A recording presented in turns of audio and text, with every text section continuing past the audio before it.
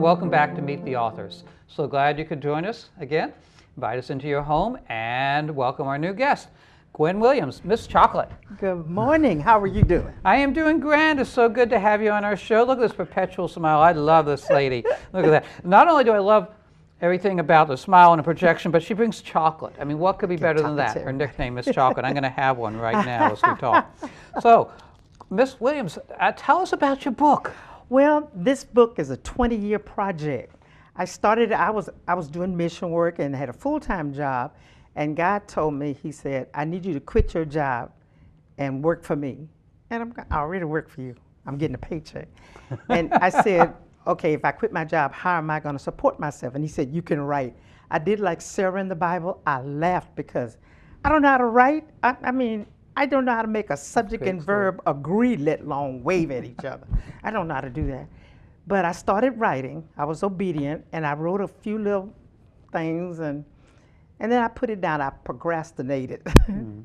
And so in 2015, after my mom died, I said, you know what, you need to finish that book.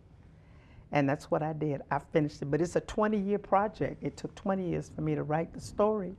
And that's a wonderful thing, because that really shows that you've got your heart into it and that it's got so many things. And this is a autobiography. That's But correct. as we were talking earlier, I skimmed through it some, it shows your early years, but as you go on, you do a lot more preaching. You really find God and you're really able to show that to the people. Well, I really found God when I was 4 years old. The old people in the fundamentalist background that I grew up in, they literally scared hell out of you. Yes. I mean, I grew up with this tremendous fear of God. But my metamorphosis, so to speak, began when I got to an adult, even being on the mission field for a lot of years, of finding out how you make it work. We have so many, we go to church, we read the Bible, we go to Sunday school and Bible study and all of that, but we don't, when we leave church, we leave whatever we learn right there. And the madness that's going on in our world today is that we've got to learn how to make that thing work in my neighborhood and in your neighborhood. So what we're trying to make work is the love of each other, Yes. the peace, the acceptance of brotherhood. Yes. And you come from a family that really suffered through that. Your great-grandfather was a slave, you're telling me, and you got to know him before he died. He was 90. And yes. So tell us about, and this whole book's about this, but tell us a bit about how you grew up. You're telling me it talks about how you were on one side of the tracks and the white people on the other side of the tracks, and you never crossed two different worlds. Tell me about that. Two different worlds. I started first grade, and my first grade teacher, she said, do you all know where that train goes? And we said, no, ma'am. She said, do you know what's on the other side of the tracks? Had no clue that there was another world across MacArthur Drive in Alexandria. Because in my little neighborhood, we had the store, the school, the church, so there was never a need to go across those tracks. And I never forget the first time Mama took us downtown, and my daddy was a janitor at Sears and Roebuck's. And I went to see my daddy, and I know all the other workers, they had on suits and ties, but my daddy had on khakis. I didn't even know the meaning of that.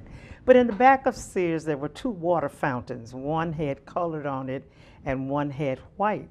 Well, I was little, I couldn't read. So I remember stepping up to the white fountain, and I was drinking. My mother snatched me and she said, get down from there. And I said, oh no. Trying to figure out what I did. I had no idea of what segregation was. I didn't even know what those words meant. Had no clue.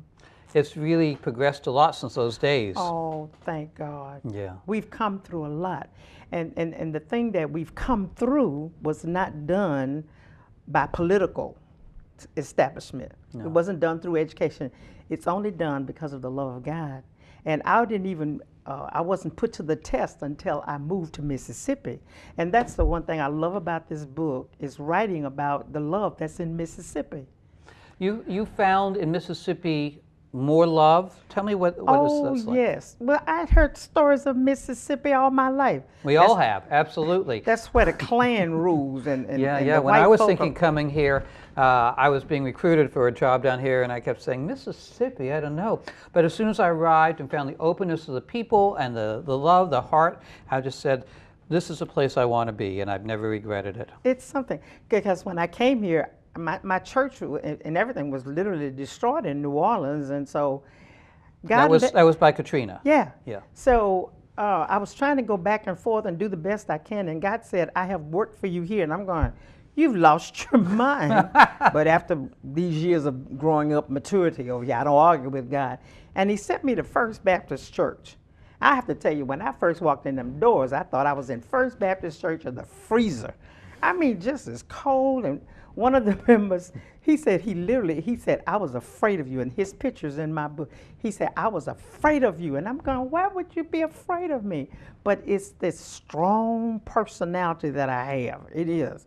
So the First Baptist Church, was it segregated or integrated? Oh, I don't think they had any black members when I came there. You were the first black member. You walked into this congregation of all whites, and they all looked at, oh my gosh, is that what happened? And then this person who is so loud and obnoxious, I think I did scare them half to death. But you know what he said? And that's what this book ends with. He said, when Miss Chocolate came to the church, I was afraid of her. And then he said, but then I heard her heart. Been Crossed the Tracks, Overcoming Racism. This was my story. It's a lovely book, a wonderful message to put forth. How can people get hold of your book? Well, you can go to my website. It's up there on the screen. You can go to my website and get the book.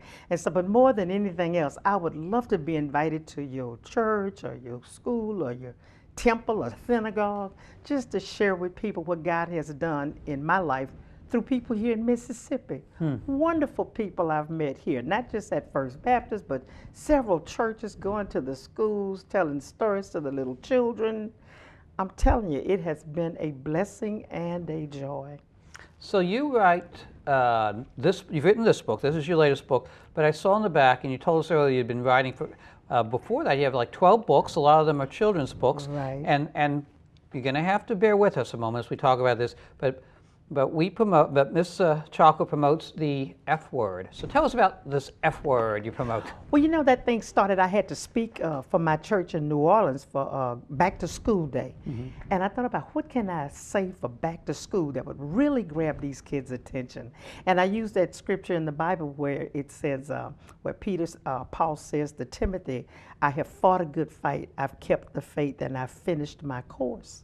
So I said, that's it. I read that scripture and I said, tonight I'm going to share with you all about F words. My pastor, I thought he would fall out the pew. That's so. I know she did not say that. But it was so receptive to the kids. I'll walk in, so many of our kids come from neighborhoods or from families, and they're given an F. In school, teachers give them an F, and they think an F means I failed. And I said, do you know God got Fs too? And they're different. And I tell kids all over I just got back from Canada. Got all them little Canada kids, tell everybody, I am fantastic. F for fantastic. That's right. F for faithful. F for... That's right. Friendship, family, fly, fight. Fight for what's right, absolutely. That's exactly right. That's a lovely story. And in fact, a couple of your children's books feature an Effie. Is that like a? That's right. That was created by a man named Joe McKeever. He lives in Madison, Mississippi. Brother Joe, I call him Brother Joe. He sat down one day. I said, I need you to draw me a F, a human F, and he drew Effie. Pictures in the book. Oh, that's wonderful. I love it.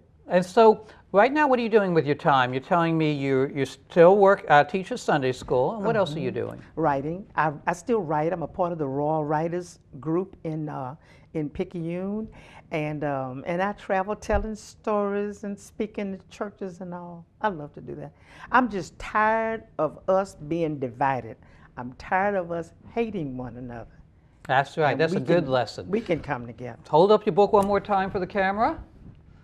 And be sure you check her website to order this book and invite Miss Chocolate to talk at your church. Thank you so much for being on our show. Thank you so much. Thank you so much. You're welcome. Go to my website, drstreams.com. You can pick up any of my books or any of our guests' books. All the guests have been invited to put their books on my website and get them directly from there. Come visit the Past Christian Farmers Market, open Saturday mornings, 9 a.m. until noon, at War Memorial Park on Highway 90. On a pretty day, as many as 24 vendors offer a wide variety of products, from homegrown vegetables to fresh baked bread and local honey. Crafts include jewelry, pot holders, and wind chimes. Sometimes you can even find me hawking my books.